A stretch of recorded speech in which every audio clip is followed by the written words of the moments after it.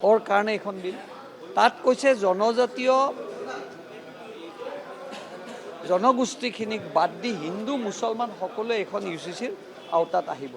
কিয় তেওঁলোকে নিজে নামঘৰত মই নামঘৰত সোমাই কল খোৱা নাই বুলি অভিযোগটো কিয় তেওঁলোকে কিয় গাত পাতি লৈছে তাৰমানে তেওঁলোকৰ মনত ভয় আছে যে ইউচিচি আনিলে তেওঁলোকে দুই তিনিটা বিবি তেওঁলোকে ৰাখিব নোৱাৰিব আৰু সেইটো তেওঁলোকে বিৰোধ কৰিছে মুছলিমৰ যিখন ল আছে তাত এইটো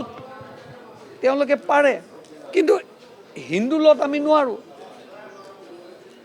এতিয়া সেই মুছলমান পৰিয়ালৰ যিসকলৰ দুজন তিনিজন পৰিবাৰ আছে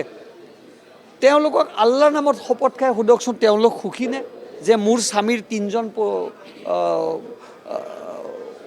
ৱাইফ থাকিব পাৰোঁ কোনো স্বামীয়ে কোনো মহিলাই নিজৰ স্বামীক এজনতকৈ বেছি নিবিচাৰে কোনো মহিলা আপুনিও মহিলা ইয়াত থকা মহিলাসকলক সোধক